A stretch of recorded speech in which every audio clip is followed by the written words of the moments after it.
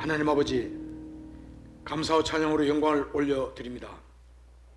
하나님의 자녀로 마지막 때 그리스도의 몸된 교회 안에서 영적 전쟁에서 사단의 술책에 승리하고 바로서서 끝까지 하나님께 영광을 돌려드리기 위하여 하나님의 전신갑주로 무장하며 기도드립니다. 예수님 이름으로 온몸에 믿음으로 십자가 보일 피를 바르며 성령의 능력이 머리에서부터 온몸으로 더럽혀짐을 믿으며 속에는 하나님 주시는 성결과 찬양과 감사와 희락과 의의 옷을 입습니다. 머리에는 구원의 확신의 투구를 쓰고 가슴에는 의의 흉배를 붙이며 허리에는 진리의 허리띠를 띠고 발에는 평안의 복음의 신을 신고 한 손에는 믿음의 왕패를 또 한 손에는 성령의 금 곧 말씀을 가집니다. 하나님 말씀에 의지하여 하나님의 전신갑주를 취하여 입사오니 구문한 곳을 막아주시고 연약한 곳을 강하게 해주시사 예수 그리스도의 좋은 군사로 날마다 성령 안에서 항상 깨어 기도하여 영적 전쟁에서 담대한 전도로 승리해 기쁨이 넘치는 삶이 되게 하여 주시옵소서. 하나님 아버지께서 우리들의 믿음의 전신갑주를 기도 날마다 승리케 해주심을 믿으며 다시 오실 예수 그리스도의 이름으로 기도드립니다. 아멘. 할렐루야. 찬송 336장 드리겠습니다. 통일 찬송가 383장이고요. 환난과 핍박 중에도 찬양드립니다.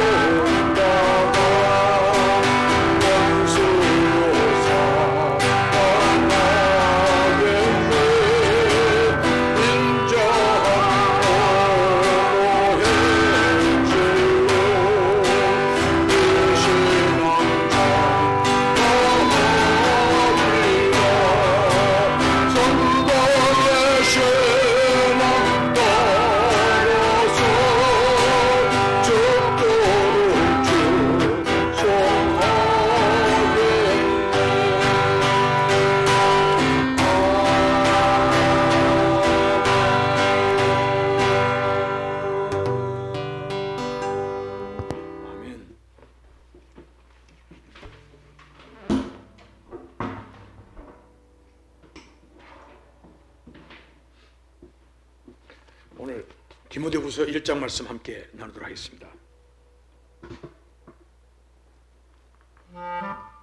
하나님의 뜻으로 말미암아 그리스도 예수 안에 있는 생명의 약속대로 그리스도 예수의 사도된 바울은 사랑하는 아들 디모데에게 편지하노니 하나님 아버지와 그리스도 예수 우리 주께로부터 은혜와 평강과 긍휼과 평강이 내게 있을지어다.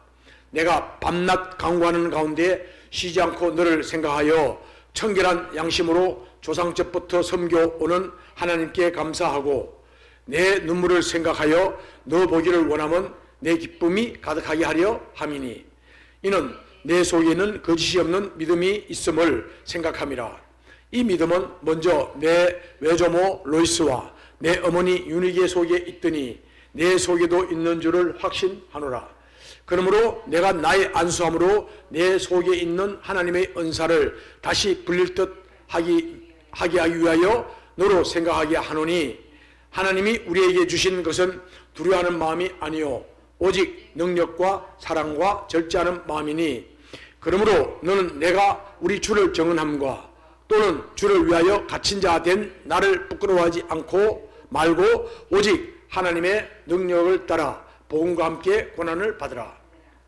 하나님이 우리를 구원하사 거룩하신 소명으로 부르심은 우리의 행위대로 하심이 아니요 오직 자기의 뜻과 영원 전부터 그리스도 예수 안에서 우리에게 주신 은혜대로 하심이라. 이제는 우리 구주 그리스도 예수의 나타나심으로 말미암아 나타났으니 그는 사망을 패하시고 복음으로써 생명과 썩지 아니할 것을 드러내신지라. 내가 이 복음을 위하여 선포자와 사도와 교사로 세우심을 입었노라.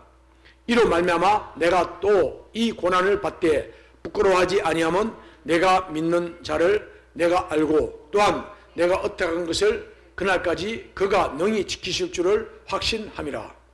너는 그리스도 예수 안에 있는 믿음과 사랑으로서 내게 들은 바 바른 말을 본받아 지키고 우리 안에 거하시는 성령으로 말미암아 내게 부탁한 아름다운 것을 지키라. 아시아에 있는 모든 사람들이 나를 버린 이 일을 내가 아나니 그 중에는 부겔로와 히모게네도 있느니라. 원하건대 주께서 오네시모로의 집에 긍휼을 베푸시옵소서. 그가 나를 자주 격려해 주고 내가 사슬에 매인 것을 부끄러워하지 아니하고 로마에 있을 때 나를 부지런히 찾아와 만났습니다. 원하건대 주께서 그로 하여금 그날에 주의 긍휼을 입게 하여 주옵소서. 또 그가 에베소에서 많이 봉사한 것을 내가 잘 아느니라. 아멘. 디모데 후서 말씀은 우리가 디모데 후서는 사도 바울의 유언이다 이렇게 이야기하기도 합니다. 그러니까 이 말씀 뭐냐면 사도 바울이 1차 연금에서 1차 연금되어 있었죠. 그래서 1차 로마 감옥에 투옥되어 있다가 연금 상태로 투옥되어 있다가 그러다가 AD 한 62년경 그래서 3차 전동이 57년 58년 때 있으니까요. 그리고 57년 그리고 58년쯤에 가이사라에 있다가 2년 있다가 다시 또 로마에 가서 한 2년 있고 그리고 이제 AD 62년경에 이제 로마에서 무죄로 방면돼가지고 풀려납니다. 그 풀려나서 교회 전생에 가면 사도 바울이 그렇게 로마서에 가면 그렇게 자기가 가기를 원했던 곳이 어디입니까? 로마 교회 풀려나자마자 아마 로마 교회 성도들이 다 와서 환영했을 것이고요. 거기는 브리스길라와 아굴라부터 시작해가지고 우리가 잘 아는 많은 아마 우리 율리아라고 하는 천부장도 아마 로마에 와 있을 수 있고요. 또 우리 뭐 백부장 가운데서 이렇게 알려진 분들이 와 있을 수 있고 그러니까 로마에 있는 성도들을 만나고 로마인 성도들이 이미 로마서 편지를 오래전에 썼죠. 한 57년경에 고린도에서 편지를 썼는 것처럼 내가 로마에 가면 로마에 여러분들 잠깐 들려가지고 복음을 나누고 난 뒤에 여러분들이 나를 갖다가 스페인, 스바나로 나를 파송해 주기를 원한다. 그래서 로마 교회가 아마 또 이제 여비 필요한 선교 헌금을 준비해가지고 또 사도 바울을 스페인을 보내가지고 스페인으로 갔다가 스페인을 다녀서 다시 이제 동쪽을 향해서 어디 가냐면 크레타 그레데라고 하는 크레타 섬으로 가죠. 크레타 섬은요 되게 큰 섬이에요. 다시 말하면 우리가 이스라엘 지도를 보면 자 보시면 이스라엘 앞바다에 바로 앞바다에 있는 게 어디입니까? 시돈 앞쪽인 두로 앞쪽에 있는 게 이렇게 길쭉하게 누워 있는 그 섬이 바로 우리 키프로스. 그래서 거기를 갔다가 우리 자네대로 이 사도 바울이 1차 전도여행을 갔던 구브로 섬이다. 그 구브로 섬은 키프로스, 사이프러스 이렇게 이야기합니다. 키프로스 섬입니다. 그 섬이 이렇게 빈듯이 누워 있는 상태죠. 길게. 근데 좀 더 이렇게 로마 쪽으로 가다 보면요. 그리스를 지나가지고 좀 가다 보면 또 이렇게 비슷한 너무 아마 비슷한 섬이 있는데 그 섬이 동일하게 있는 게 그거는 크레테 섬입니다. 그러니까 이 두 개 이 로마에 때까지 큰 섬이 두 개 있는데 그 중에 하나가 이제 이 키프로스라 불리는 구브로라 불리는 섬이고 그리고 또 하나 쭉 또 로마 쪽으로 가다 보면 또 하나 비슷한 섬이 하나 있는데 길쭉한 섬이 하나 있는데 누워 있는 것처럼 이렇게 누워 있는 섬이 보이는데 그것이 크레테다. 그래서 그 크레테가 큰 섬이에요. 구브로도 큰 섬이지만은 크레테라고 하는 섬이 큰 섬이기 때문에 거기도 한 총독이 있을 것이고요. 자, 그곳에 사도 바울이 복음 전하러 갔다가 그때 사도 바울 1차 전도행, 2차 전도행 아마도 로마에도 그리고 로마에서 이제 풀려났을 때 스페인에 갈 때 같이 따라갔던 디도가 있는데 디도를 거기 남겨둡니다. 자, 디도를 크레테에 남겨두고 그리고 이제 다시 쭉 돌아갑니다. 돌아가서 그래가지고 아마 바울이 로마로 다시 돌아왔다가 다시 이제 아마 마게도냐 땅으로 갔다가 그러니까 마게도냐 땅에 가서 다시 마게도냐 땅에 가지고 마게도냐 땅에서 거기서 이제 이 사도 바울이 다시 한번 마게도냐에서 에베소 쪽으로 가기를 원했는데 에베소로 가기 전에 무슨 일이 생겼습니까? 가기 전에 문제 생긴 것은 바로 사도 바울이 체포됩니다. 체포되면 그 당시에 체포되는데 이때 있었던 상황 잠시 설명하겠습니다. 다시 체포돼 가지고 처음에 체포됐을 때는 사실은 이 유대 땅에서 총독 앞에서 그때 이 재판 받을 때 자기가 다시 변증했으면 무죄를 받을 수도 있었어요. 근데 무죄를 받아 풀려나면 문제 생기죠. 왜냐하면 그 이 가이사랴에 예루살렘뿐만 아니라 가이사랴에도 그렇게 사도 바울을 죽이려고 하는 사람이 너무나 많았어요. 너무나 많이 있었고, 자, 그러니까 풀려나면 죽는 거예요.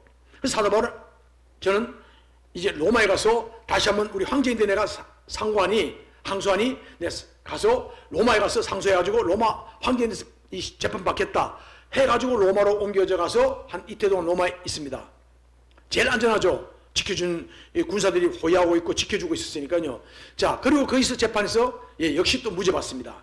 이때만 해도 사실은 뭐 가택연금 형태에 비슷하게 그리고 다시 말하면 새빵을 얻어가지고 거기는 이 시위대 뜰 다시 말하면 시위대 안에 있는 그 구역에 그 집들인데 그 집을 세를 얻어가지고 자기 그 집에 있습니다.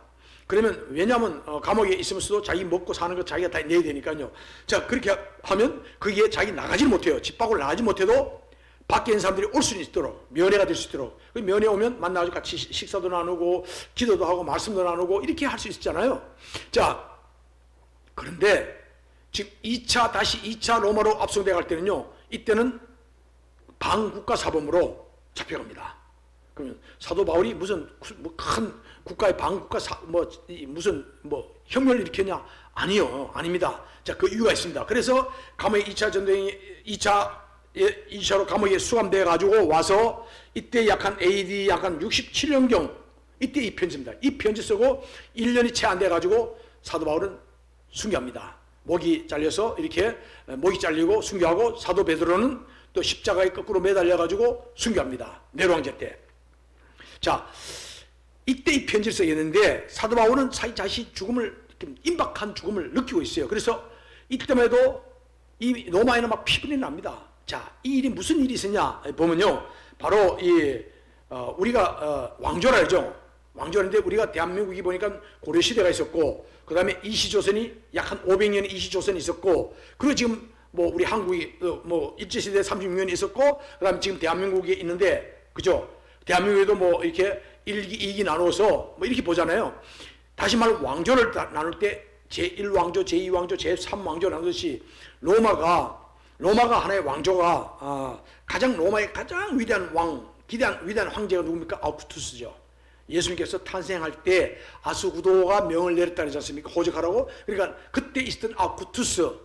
자, 이 아우구스투스가 어쩌면 아우구스투스 왕조를 그 앞에 아우구스투스 양아버지의 이 가이사르가 율리우스 가이사르가 있지만 어쩌면 율리우스 가이사르 그 다음에 아우구스투스에 이어받아지고 아우구스투스가 이렇게 한 40년 동안 왕을 하면서 너무너무 잘했습니다. 잘한다는 것은 로마 입장이 잘했다는 거죠. 로마 잘해가지고 그렇게 쫙 이 통치해서 아주 어쩌면요, 예수님께서 이 땅에 오실 때 아우구스투스가 와가지고 모든 걸 갖다가 평정해가지고 평화가 임하도록 로마에 더 이상 로마 안에 반란이 일어날 수 있는 환경이 없어졌어요.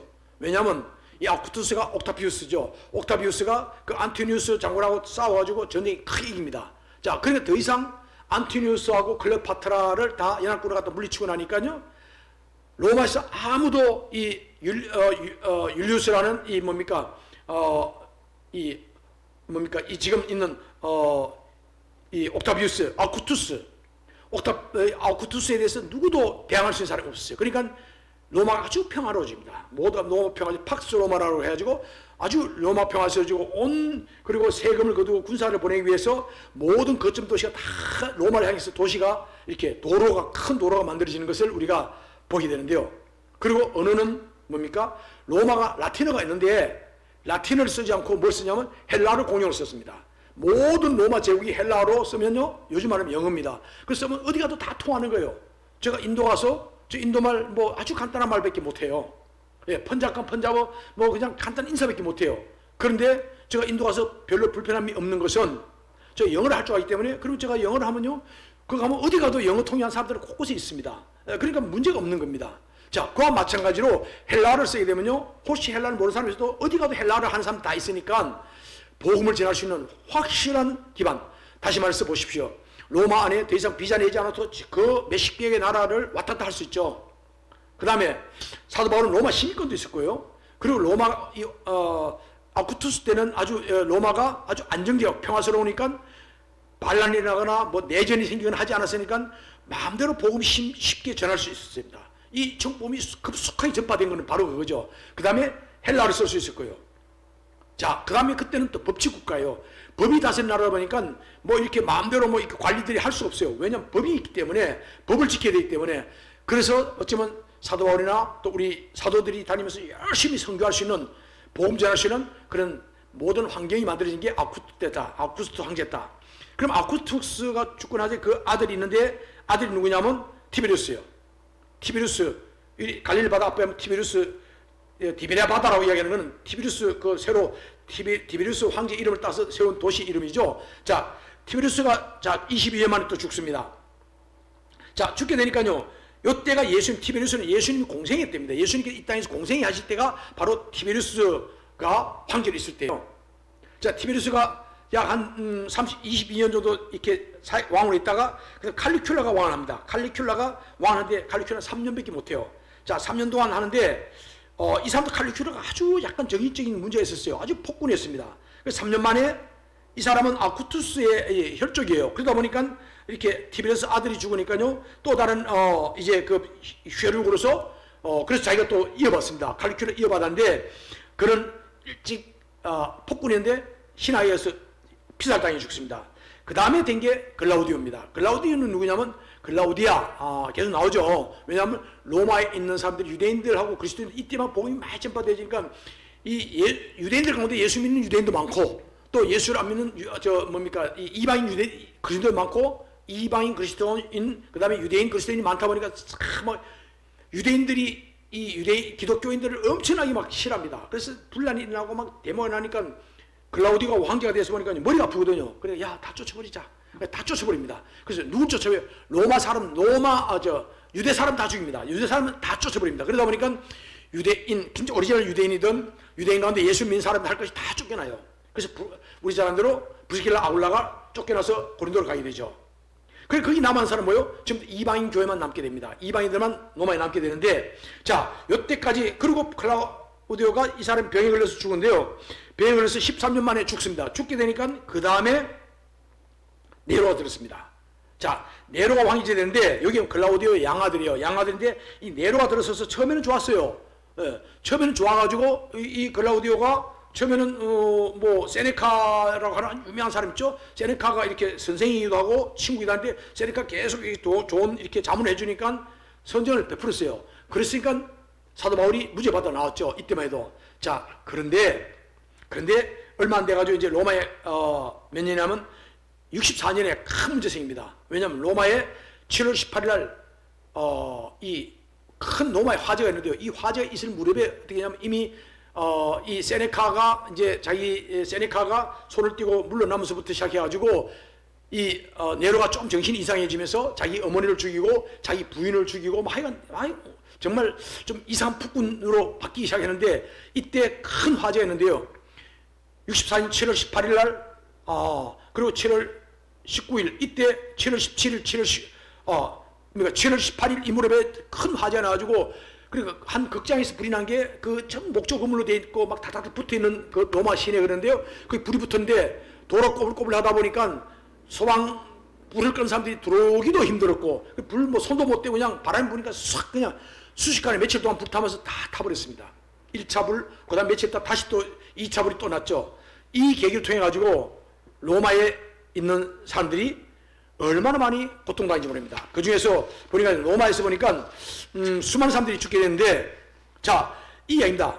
이때 이 로마의 보니까 그 중에 로마의 구역이 14개 구역을 나눠져 있었는데, 그 중에 3개 구역만 온전했고 나머지 11개 구역은 3개 구역은 완전히 완파됐고 다 불타버렸고, 나머지 7개 구역은 거의 뭐 쓸 수 없을 정도로까지 불타서 얼마나 많은 사람들이 약한 거의 뭐 이 3분의 2가 화재 피해를 입었고, 그 다음에 또 막 불에 의해서 죽은 사람이 얼마나 많은지 모릅니다. 자, 근데 이 불을 누가 질렀냐? 소문이 나기를 네로가 정신이 약간 이상해가지고 네로가 불을 지렸다. 불을 지르고 네로가 황제 궁전이 좀 언덕 위에 있다. 언덕 위에 있으니까 그 언덕 위에는 궁전에서 불타는 로마 시내 커바디스 보면 그렇게 나와 있습니다. 자, 이게 전승 중에 하나인데, 그래서 이걸 보면서 불타는 로마가 막 불타 사람들이 막 불에 타 죽고 난리가 났는데, 근데 거기서 그냥 이 뭡니까 악기를 연주하면서 그래서 시를 얻습니다. 예.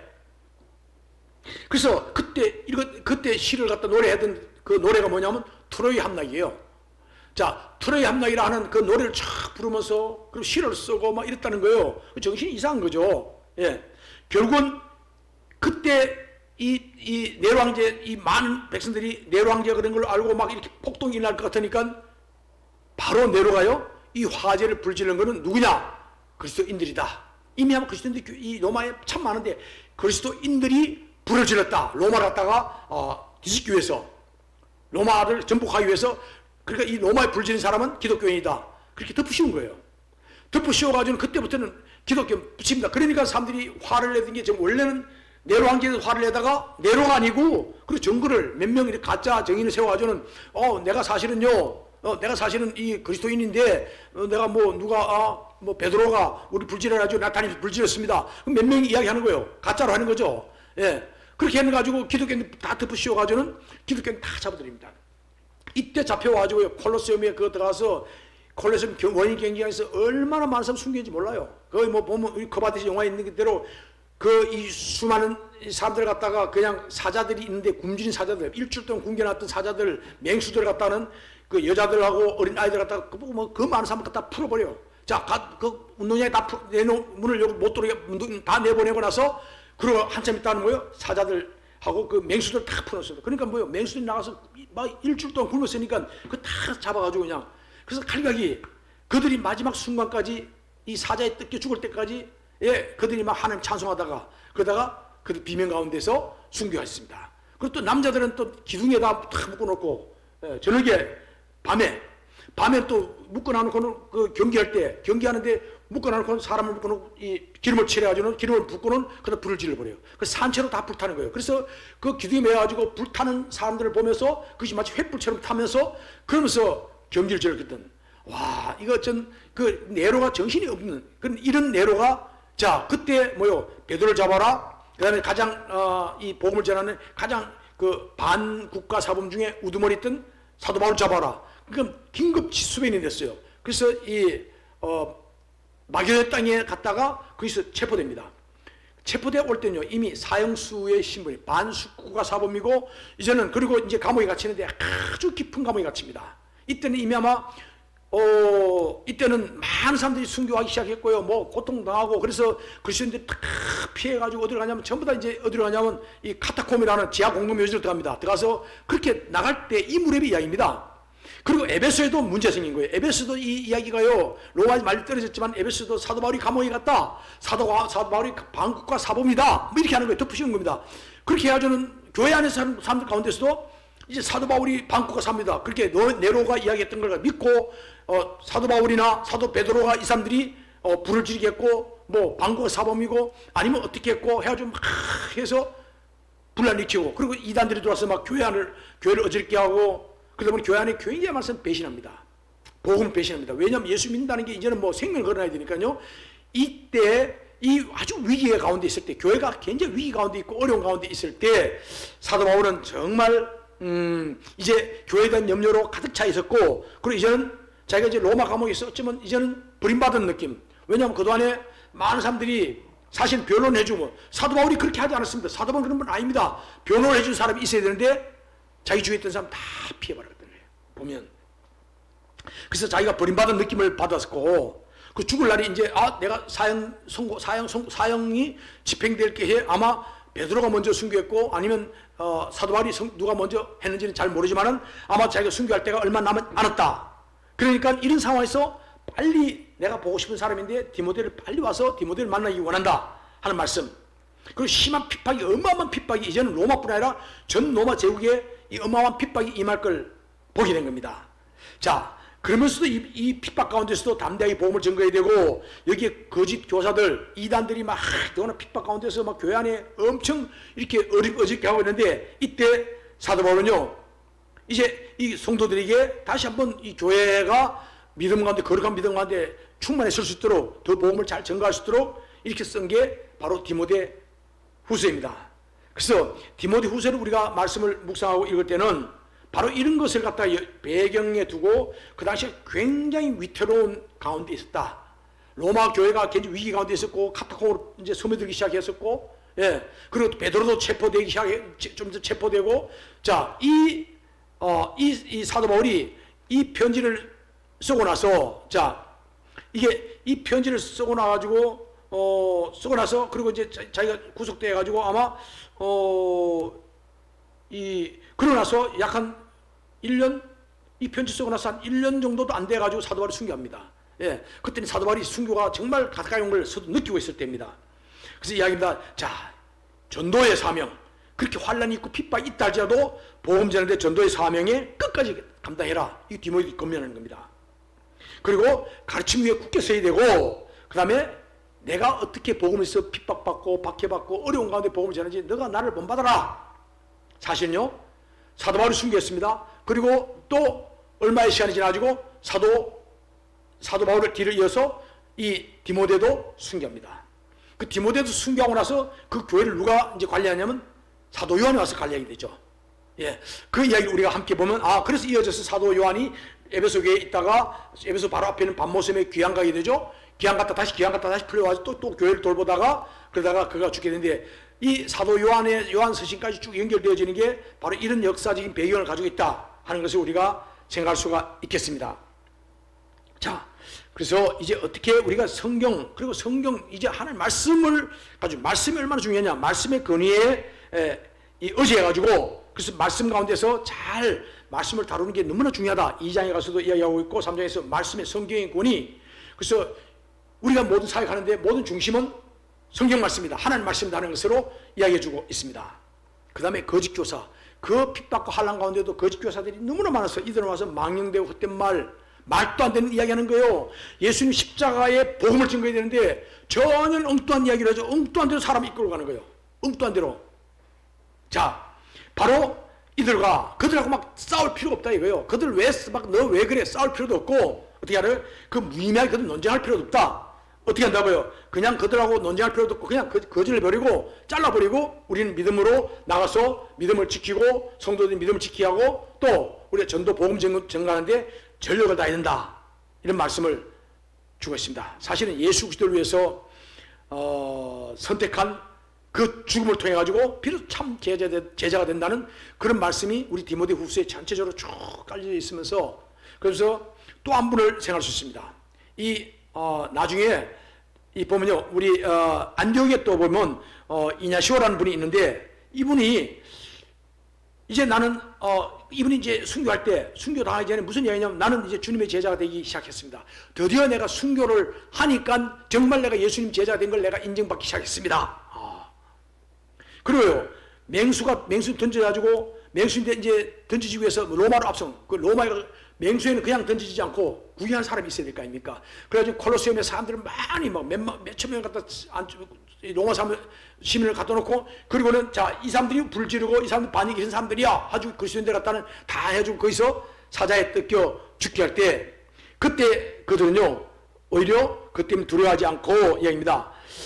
나는 이제 예수 그리스도의 미랄로서 이제 맹수에 이에 갈려서 그리스도의 깨끗한 빵이 되는 것이기 때문에 절대 내가 그곳에 가도 나를 건져내려고 구명하려고 애쓰지 마라. 변호사하지 마, 애쓰고 이렇게 하지 마라. 오히려 이렇게 내가 순교할 수 있는 기가 막힌 기회, 하나님 주신 이 놀라운 이 기회가 있는데 이 기회를 헛되게 하지 않도록 해라. 이렇게 오히려 간차하는 분들 많았습니다. 이게요, 사도 바울이 그런 것처럼, 사도 베드로가 그런 것처럼 수많은 믿음의 리더들이, 믿음의 성도들이요, 그 핍박하는 건데 예수만 거절하고 나 예수 안 믿습니다 하면 순교 안 돼요. 근데 어떻게 끝까지 믿음을 지켜가지고 순교하는 분들, 그리고 또 그들이 감옥에 갇히고, 또 그들이 그 아주 지하의 공동묘지, 시신들이 있는 그 지하 공동묘지 카타콤 안에 들어가서 그래서 거기서 생활하면서 믿음을 지키고 신앙으로서는 그 초대교회 성도들의 믿음. 그래서 우리가 디모데 후서를 우리가 함께 이렇게 묵상하는 동안에는 이제 뭡니까? 계속해서 바울의 유언을 생각하고 정말 믿음이 얼마나 중요하냐, 믿음 가운데서 가는 것. 그래서 믿음으로 승리하는, 그래서 끝까지 승리하는 믿음의 사람 되도록 이렇게 디모데 후서에서 우리에게 말씀을 주고 있습니다. 바울의 유언 같은 디모데 후서를 통해서 우리가 또 내일부터 1장, 2장, 3장 나갈 때 디모데 후서의 유언이 오늘 우리들에게 주는 메시지에 대해서 우리가 어떠한 위험과 환난과 핍박 가운데서도 담대하게 예수 그리스도의 복음을 증거하는 사도 바울의 그 믿음의 여정을 함께 우리 걸어가는 우리 모두가 되시기를 예수 이름으로 축원합니다. 주에 마치겠습니다.